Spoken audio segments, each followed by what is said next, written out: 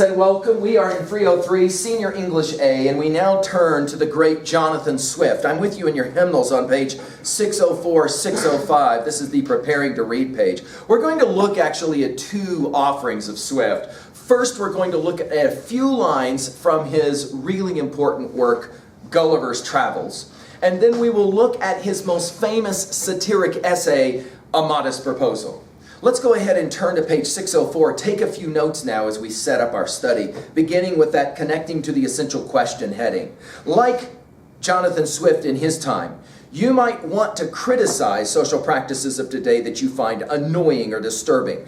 As you read the excerpts from Gulliver's Travels and the essay, A Modest Proposal, identify the subjects that Swift targets in his satire.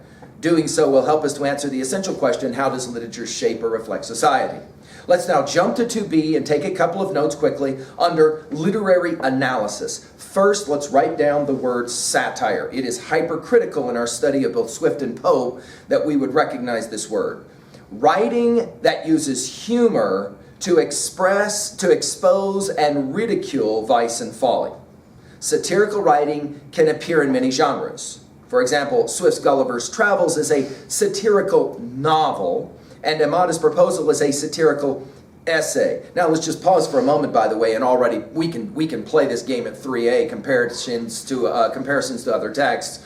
Obviously, we've already seen in Senior English A some examples of this satire, especially with what great writer? Chaucer. Of course, Canterbury Tales. So let's go ahead and write that down right away. When we're talking satire and we're talking irony, then obviously we're talking about Chaucer as well, right? Although satirists unmask evils, they sometimes conceal their point of view by masking their targets in order to avoid the dangers involved in naming real people, places, or beliefs. Swift uses masks such as the following in Gulliver's Travels. This idea of a mask, we use the term scaffolding when we talk Chaucer, same basic gig. In other words, it's this idea that you invent some kind of mask, or let's put it in our notes this way, personae. That is to say, some kind of like a made up kind of voice or character that's basically going to say the things you feel. For example, Swift has problems with some of the patriarchal kinds of issues. Chaucer has problems with some of the patriarchal issues of his time. So what does he do? He invents the wife of Bath. He can talk about the issues of patriarchy and the whole notion of nobility as being kind of a joke if you don't actually treat other people nicely. But he does it through the voice of the wife of Bath, someone who didn't really exist. Why would he do that instead of, for example, saying it himself? Obviously, it can kind of protect him in some way, right? And of course, if he uses a little bit of humor along the way, everybody's laughing about it, then maybe the point can get made a little bit easier and softer. Let's take a look at least a few ways that Swift will do this. First, in Gulliver's Travels. Notice, I hope you write this down at 2B. Imaginary lands and people such as Lilliput and the Lilliputians. We'll talk about them in a moment. As well as fictional conflicts like the conflict between big and little Inders, and we'll talk about that in a little bit. In his essay, Modest Proposal, Swift uses these devices, and you're going to write these down because obviously we're going to pay attention to them. Understatement, in which the literal meaning falls short of the topic, saying you cannot think of one objection to a terrifying proposal as an example, right?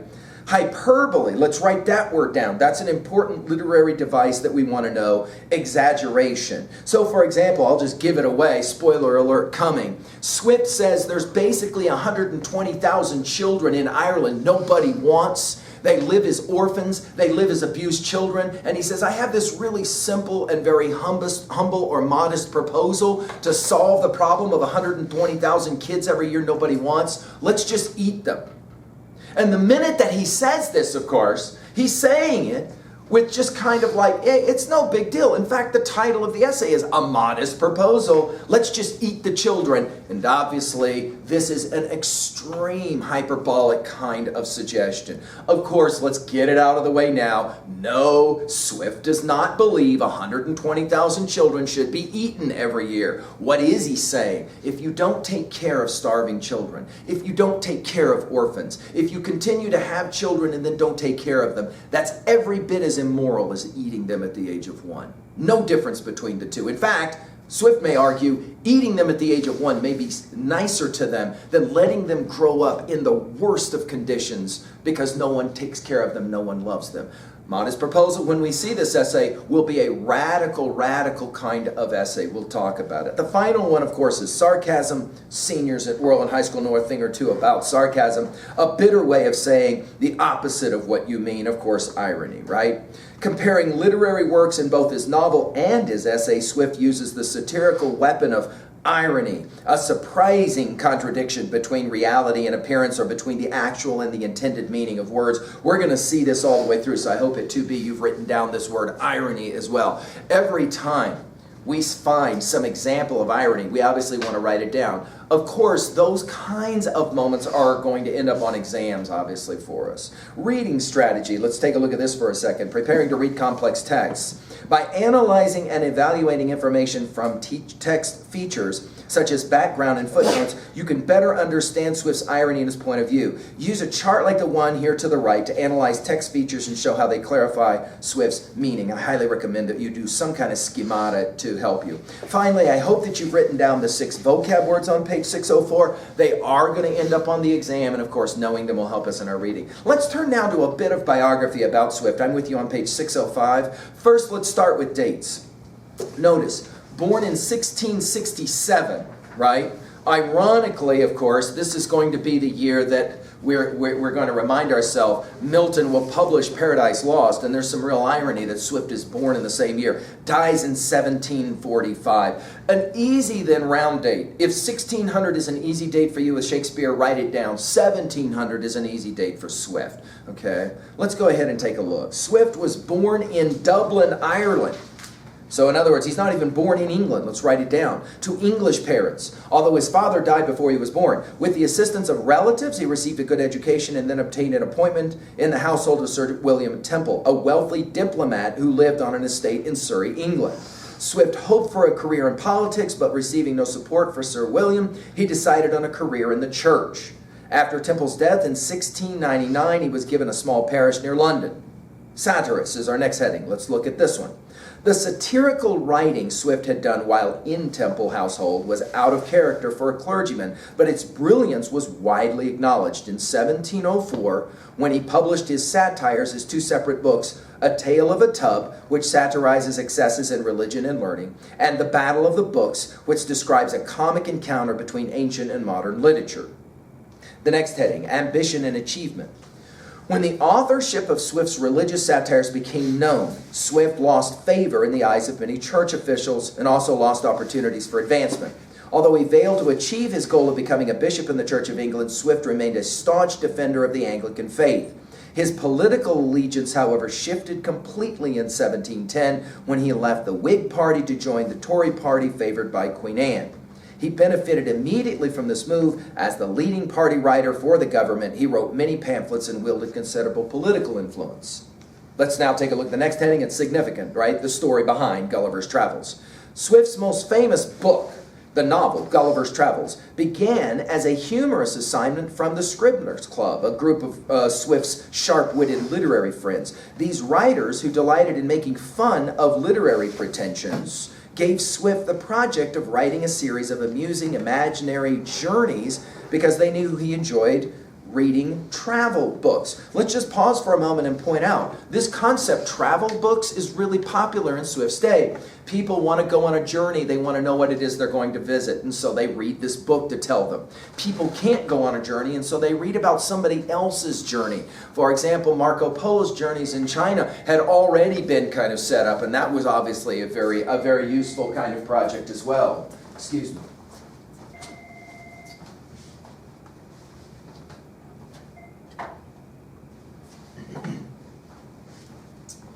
Sorry, we'll keep going. Let's go ahead now and turn to the later years heading here on page 605. Although embittered by his failure to be named a bishop, Swift served for more than 30 years as Dean of St. Patrick's Cathedral in Dublin. His caustic wit did not flag, as shown in the savage satire, A Modest Proposal from 1729, on starvation in Ireland. His death in 1745 deprived the world of a generous and learned man who despised fanaticism, selfishness and pride. So he's a moralist. Let's write it down. By that we mean the following. He is going to look at the world and say, I have serious problems with certain things, and I'm going to point out what those problems are. Now let's turn to Gulliver's Travels on page 606, 607. And let's point out the ways in which this text is going to work on two levels. So jot this down at 2b. On two levels. Many of you probably know something about Gulliver's Travels because you've seen it in the form of some cartoon, or you've seen it in some kind of funny Jack Black movie or something like that.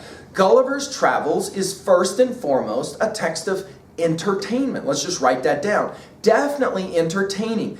All of us are probably familiar at some point or another with the idea of a huge guy being tied down on the ground by little tiny people, right? And those people are threatening to kill him if he tries to move. This, of course, one of the famous scenes from Gulliver's Travels. So it's a form of entertainment. And in fact, Gulliver's Travels can work as children's stories. He goes to this place, he goes to this island or whatever, he has these adventures, and it reads very much like a children's story in terms of adventures. But there's a second reading, no question. And for us as senior students, we want to point this out. The second reading is, of course, the reading of satire. No question, Swift is definitely going to make fun of the very society that he lives in. So much so that very often people are going to be offended. Now remember, we got two kinds of satire from our study of Chaucer. Let's write it down at 2b really quickly. We have Juvenalian satire and we have Horatian satire. I hope you remember this from our study of Chaucer. Juvenalian satire is nasty, biting satire. If somebody, for example, makes fun of you in front of your friends and you do not laugh and you're ready to punch him in the throat, that's Juvenalian satire. On the other hand, Horatian satire is you're being made fun of by your pals, but you laugh along with it. In other words, like, yeah, right, I know. That's Horatian satire, okay? Swift will employ both, but let's just point it out. Most of the time, his best satire is Juvenalian. It's pretty nasty, it's pretty biting. And because it's so biting, he's going to offend people, no question. Now, while we read, we're going to want to pay attention to the ways in which he is employing some of this Juvenalian satire. The cool thing about this is adults could read Gulliver's Travels to their children, and their children could be entertained by the story. This really big guy who gets tied down by little people. Or the inverse, this really huge Gulliver who's on an island with a bunch of little people versus in the next story, the little tiny Gulliver who's on the island with the really big people. And children could be entertained by that. At the very same time, the adults reading the story could say, ooh, that is a nasty critique of English society. Well done, well done. I like what he's doing here. So at the exact same time, Swift can entertain both. Let's read the background information on 607. Swift's era was marked by religious and political strife. Reacting against the intolerance displayed in these conflicts, he ridiculed those whose pride overcame the reason. His novel Gulliver's Travels satirizes such intolerance by means of 4 imaginary voyages. Lemuel Gulliver, for the narrator, a well-educated but unimaginative ship surgeon. So let's write it down. Gulliver will take 4 journeys. Now, obviously, these are all fictitious journeys, right? Swift just makes this up in the same way that Chaucer makes up his journey to Canterbury. In A Voyage to Lilliput, for example, Swift focuses on disputes between the established Church of England and Roman Catholicism, calling the followers of each Little Enders and Big Enders, respectively. He also satirizes the religious wars between Protestant England and Catholic France, disguising them as a conflict between Lilliput and Blefuscu. In A Voyage to Brobdingnag, he suggests that the politicians leading England are guilty of ignorance, idleness, and vice. So if you have ever, for example, seen or heard anyone make fun of politicians, it's not that that begins with Swift, but it definitely becomes an art form with Swift. And from Swift on, making fun of politicians is going to be standard protocol for satirist writers all the time. From A Voyage to Lilliput, let's go ahead now. Obviously, you've got your drawing there on 606 to already set you up for what we're going to read about, right? After being shipwrecked, Gulliver swims to shore and drifts off to sleep. When he awakens, he finds that he's been tied down by the Lilliputians, a race of people who are only 6 inches tall. Though he is held captive and his sword and pistols are taken from him, Gulliver gradually begins to win the Lilliputian's favor because of his mild disposition, and he's eventually granted his freedom. Through Gulliver's exposure to Lilliputian politics and court life, the reader becomes increasingly aware of the remarkable similarities between the English and Lilliputian affairs of state.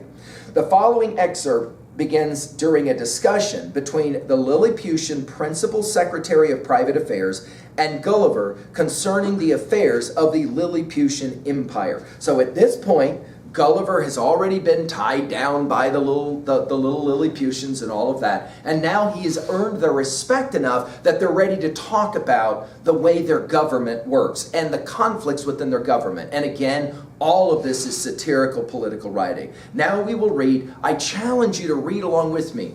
Take that pen or pencil and follow along word for word. See if you can stay up. Practice to see if your fluidity can follow the words as I'm reading them. If not, then obviously we need to help you. See how well you can as well comprehend what we're reading. Let's go to work with it.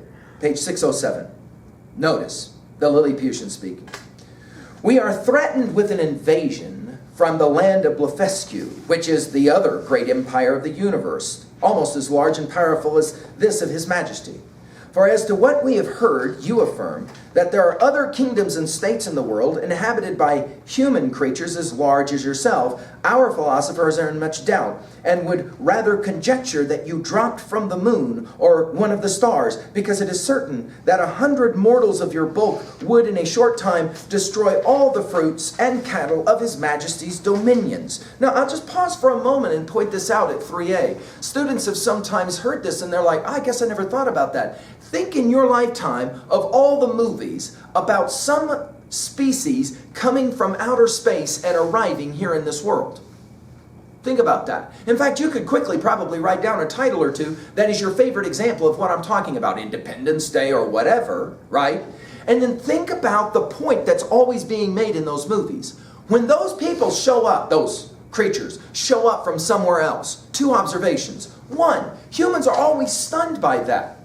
That is to say, we assume we're the only ones in the universe. We're the only living things in the universe that have consciousness and can do this thing called talking and can make stuff that can fly into space or whatever. There's always this kind of stunned thing like, whoa, whoa, whoa, these guys are here? These creatures are here?